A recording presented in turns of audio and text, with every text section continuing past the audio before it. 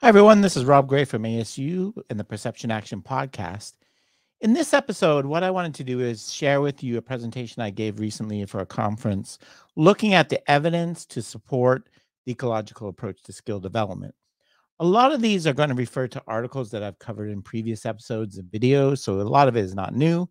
But what I've tried to do is organize it a little bit more and try to look at it in terms of the main kind of criticisms, shortcomings people identify with the ecological approach.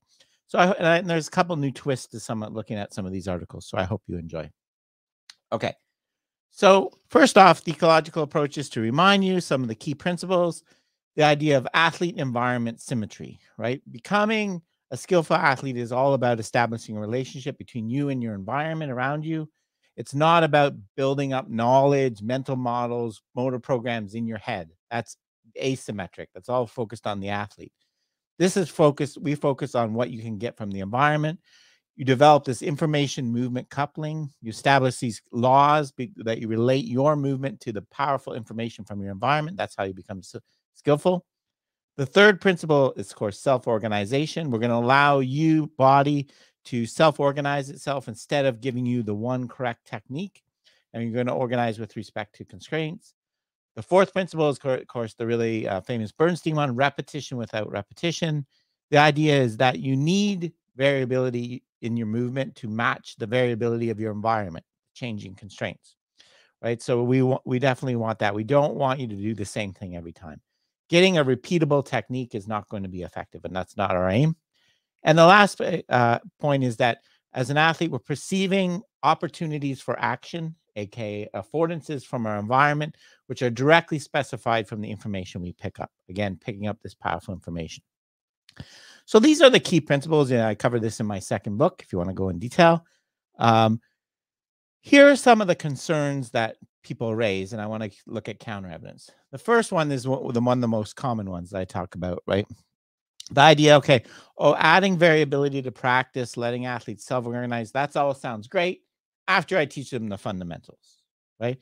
I can't play small-sided game in soccer until I teach people how to dribble, right? And how to control the ball, right? I can't let you play tennis and look for affordances for scoring points until I teach you how to do a forehand, right? I gotta teach you the fundamentals first before we allow for these other things. That's a very common argument. Right. And typically, the way we teach the fundamentals is through task decomposition. Right. So we pull dribbling out of soccer and basketball. We pull a swing out of playing golf and playing tennis.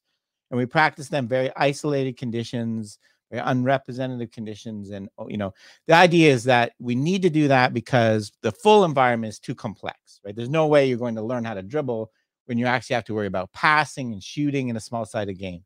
You're not going to master the skill of dribbling the ball, right, or passing the ball in that situation. So we got to reduce the load on you. It's too difficult.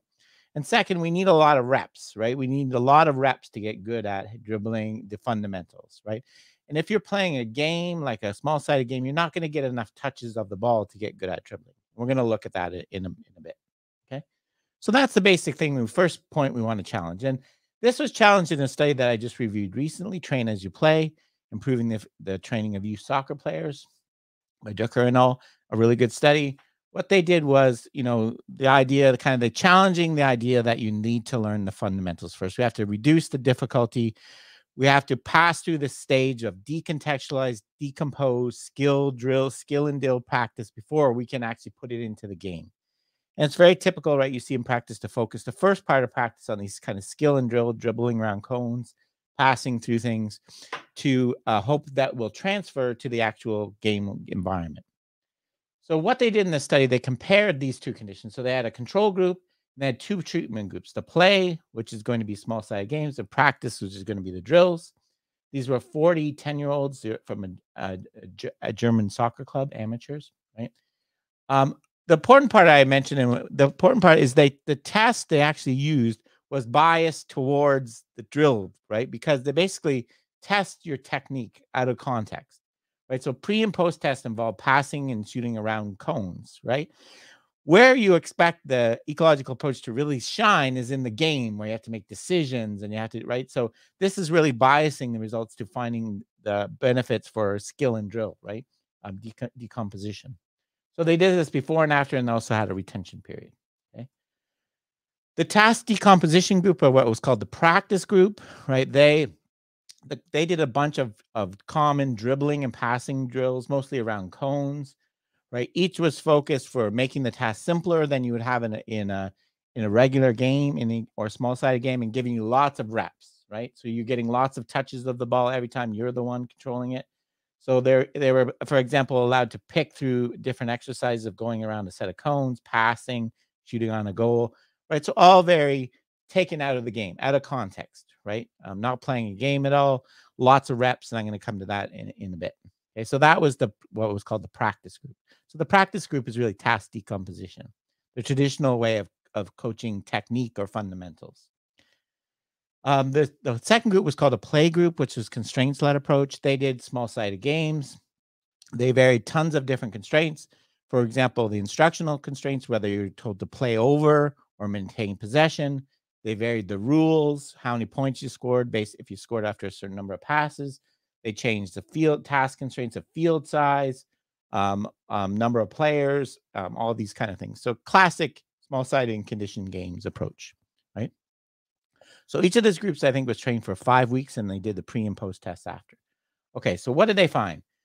The first thing they found was no significant difference at all. So the control group didn't change at all. The play and practice group improved. So they measured the passing test, how long it took you to do it, right? That was the time, was the metric. And they changed by about the same amount. There's a decrease of about the same amount. I'm going to go into these numbers more in a second. So there was no significant difference between the two groups, right? So when you have a test biased towards testing your technical skills, you learn them just as well from a small-sided game as you do from a traditional skill and drill approach. And there's some evidence that in the retention, the small-sided game, the play group was better, right? So the idea that you have to learn the fundamentals first in a decomposed, isolated, out of context task is not supported by this at all. You do learn them that way, but you learn them just as well in small-sided games, right? And the idea here, of course, the ecological approach, and I'll talk about this at the end, is they didn't test this, but if we actually put you in a game now, your decision making and kind of higher level things would be much better for the small-sided games, right? Because you practice that, right? So that's where the advantage is going to come when we test you, not a very technical dribbling around cones test and passing test. We're going to test you in a real environment. That's where the play group would really shine. Okay. So they show that even a technical skill can benefit from ecological approach, small-sided games, can be improved by more effectively, or at least the same. Okay. So it's showing you this advantage, right? So this evidence that you have to isolate and decompose to learn the fundamentals first is not supported by this at all. Okay. I'm going to come back to the study in a second. The second point. The second point that is commonly raised, and I've made this point myself, that sometimes I say the ecological approach is playing the long game, right? In the short term, there's this belief that if you let athletes self-organize and play games, they're going to actually develop slower but in the long run, they're going to have better transfer to other conditions. They have better retention, right? So they show that this is right. And so this is the second point. Okay, maybe it'll help in the long run, but I'm not going to get results right away. So it's going to be a very slow way to learn. This point is kind of falling apart, right? And this is one of the classic ways we illustrate this is the blocked versus random practice. Right? The idea is if you do blocked practice where you're practicing the same skill over and over, you improve at a faster rate than if you do random practice where you interleave different conditions. But in the long run, the effect reverses, right? You better transfer, better retention, better in realistic conditions when you do random practice, right? That's a classic effect. That is really largely based on laboratory tasks. In another article that I reviewed recently by Scholhorn and colleagues, they showed that this doesn't really hold up when you look at sports tasks. You don't see the slower rate of acquisition that you should get if you buy the contextual interference explanation of variability of practice, right? They didn't find consistent evidence for a slower rate of learning in this, okay? And we can see this in so that's, I think we can see this if we go back to the soccer study I just talked about. And I'm going to give credit to Derek Panchuk who gave me this idea for doing this. looking at the return on investments of the practice in that study where they did the small-sided condition games versus task decomposition. So as I mentioned, one of the arguments for doing task decomposition, breaking things apart and isolating them, is you get more reps, right? You're going to get more touches, more opportunities passed. That if you're playing in a small-sided game, you might not get the ball as often. You need all those reps to develop the fundamentals. And that's exactly what they found in that study, right? In the traditional training group where they decomposed the practice group, people did 77 passes, right? Whereas in a small-sided game, the play group only did 354, okay? They did roughly half, right? And so that you are getting more reps, right? But what I want to talk about is this idea of return of investment on the practice time, right? So if you look at how much each group improved in terms of the time, the practice group improved by 1.99 seconds, the group that did task decomposition. So 777 passes, they improved by about 2 seconds. That's a rate of investment of about 0.00. They improved about 0.003 seconds per pass, right? If you look at the game-like group, the small-sided game group, they improved by 2.18 seconds for 354 passes. That's a rate of investment of 0.006. So it's twice the benefit, right, for each rep in terms of improvement in the long run, right? So this is a point that I try to make, and I see what we're talking about in ecological approach is efficient use of practice time, right? Effective. And we'll see this, we're going to look at this later, another way we can do this, unpredictable. One of the reps in a small-sided game is way, way more valuable than a ton of reps in a decomposed task, right? I see this all the time. I talk about this in my baseball. FPPs, fielding pitching practice, right? The typical way this is taught is a pitcher does a really fake, that they mock their pitching delivery, and someone at the plate hits the ball at them, right? And they field it. They have to, because pitchers have to field the ball sometimes, right? And that is just so, you watch it, it's so phony. It's such a waste of time, right? It's such a ineffective way to practice that. What I've tried to do is, what I say to them is I'd rather have one real one than 100 of those fake ones.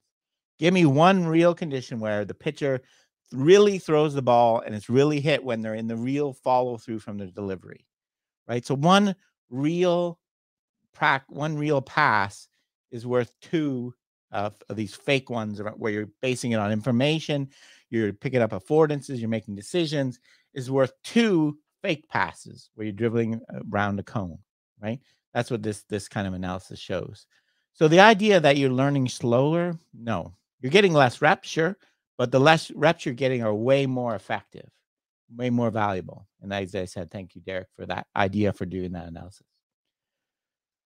Okay, so that's kind of a couple points about it. The next point the idea of consistency, right? We always talk about good athletes are consistent, they're repeatable. They can achieve the same thing over and over, right? This is part of the story, right? Part of the story, elite athletes are less variable, but if you look at it more carefully, that's really not the main thing that's happening, right? So we don't want to get less variability through repetition. That happens, but we want more than that, right? What we see is, yes, when you become more and more practice time, your overall variability is reduced, right? But it's not eliminated. It's still there, right? You need variability of movement, variability to deal with variability of constraints. And this is what we see. Variability is not it's not eliminated, it's restructured, right? And here's an example I like to use. This was from basketball shooting. This was an analysis that I did. So what we see here, this is a plot of release speed versus release angle for one shooter.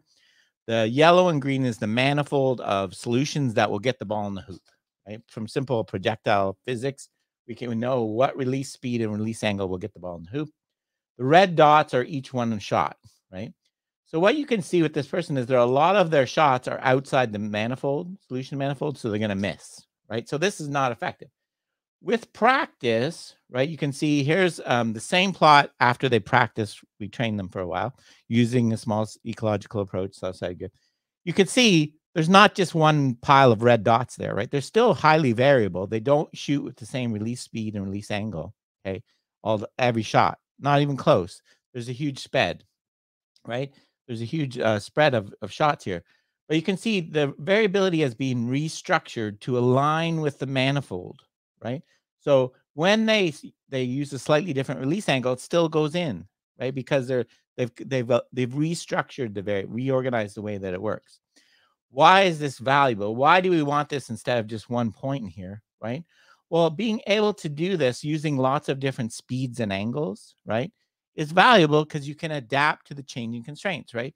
This point of having a really high release angle, this one here, right, that's a very effective solution when you have a tall defender in your face, right, when you're trying to shoot. You don't need that when you're wide open, right?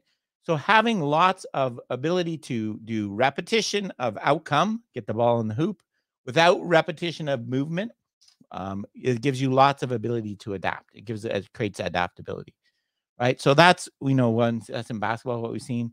I see the same thing in my baseball studies, right? So before the training in my one study I did, this paper I published in 2020, batters, in terms of the timing of their swing, in terms of when they shifted their weight back and forward, were highly variable. Each of those black dots, right? After training, they did not use the same swing every time, right? They still had high variability in how long they shifted the weight forward and back. But again, it was aligned so that the combination made them get the bat to the ball in the right time, right? So we're not eliminating variability. The idea that we want repeatability and consistency is the only hallmark of an elite athlete is not true, right? Much more important is restructuring the variability. And that only comes from experiencing lots of conditions where you have to do this adaptation, not from facing the same condition over and over in task decomposition. Okay. The next point. Okay. Um, the idea that, going back to the task decomposition, the idea that if we really want a new learner to learn a skill, it's too difficult if we practice in a game context. We have to pull it out, isolate it, repeat it over and over for them to be challenged at the right level. It's going to be too difficult, right? Well, I think a good counter to this is the recent volleyball study that I looked at by Caldera et al., where they were training volleyball attacks and blocks, right? What they were arguing, right? So in the ecological approach, right, we want you to learn and to pick up relationships between your movement and with the information about the ball and the block, right? But you don't learn these relationships when you get the same condition over and over again in decomposition, right? You need some. So what they did with this is they took skilled volleyball players and they split them into 3 groups, okay? And what they were training was blocking at the net, okay? And what they were training is 3 different types, okay? Blocking down the line, blocking diagonally, and an open block.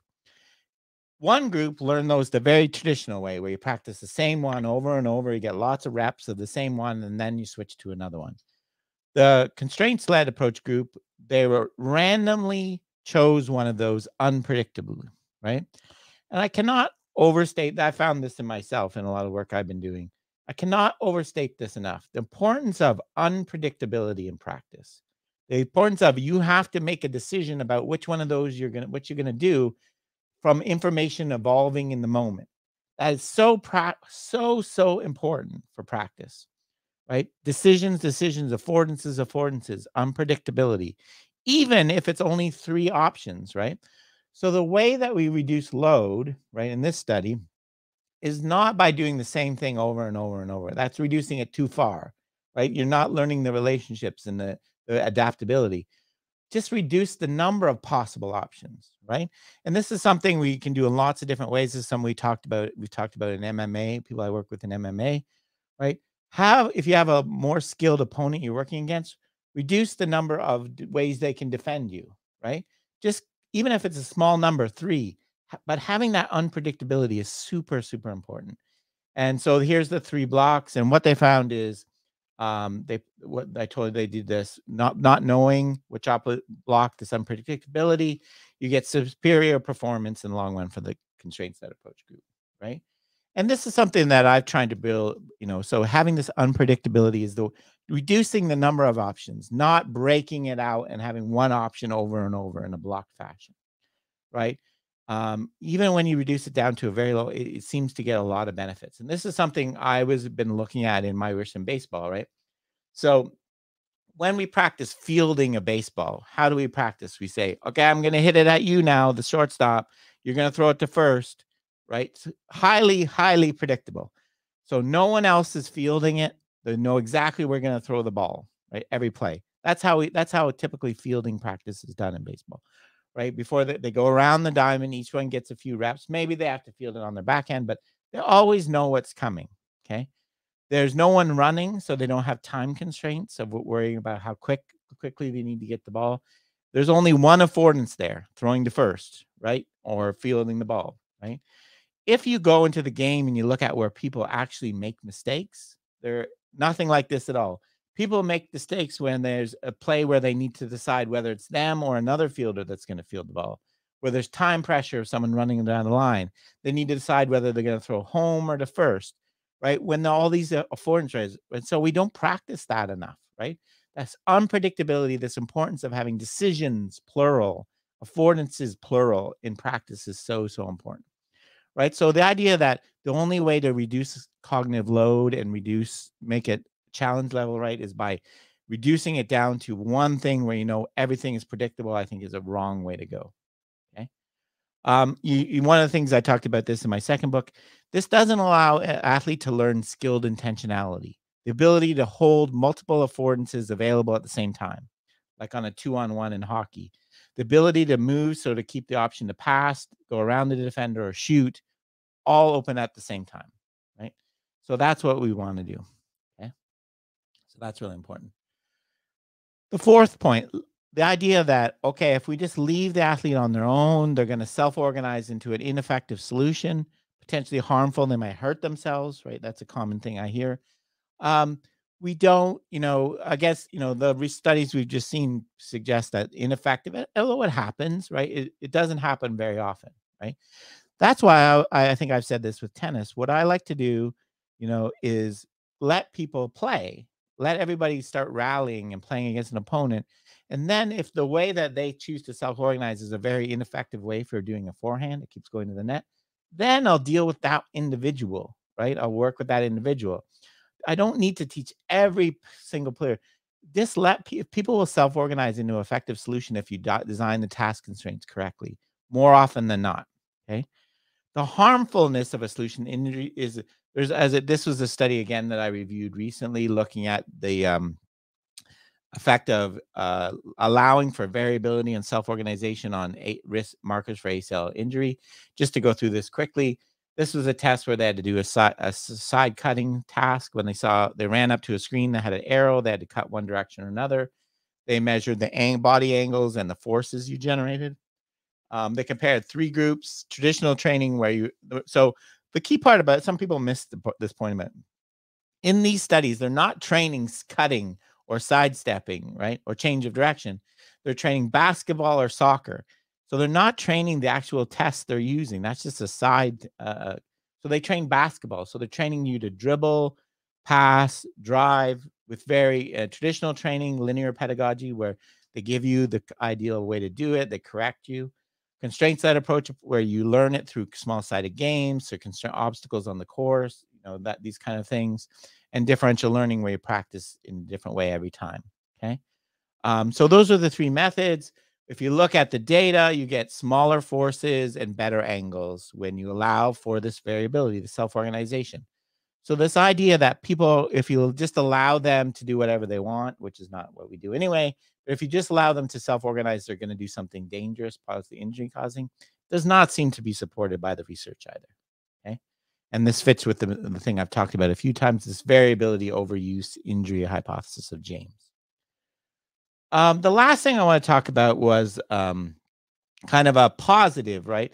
And someone asked me, is there evidence that if you train an ecological approach, you get the proposed benefit that you're more adaptable, right?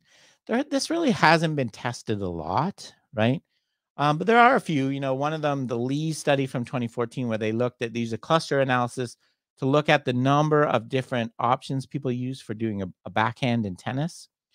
And in the linear pedagogy, they went from 4 before practice down to 3 after, because they're being told how to do it, right? They are doing it the same way. Whereas in the nonlinear pedagogy, they went from 4 to 8, I believe, right? So there is evidence you're getting more possible movement solutions when you practice in this approach.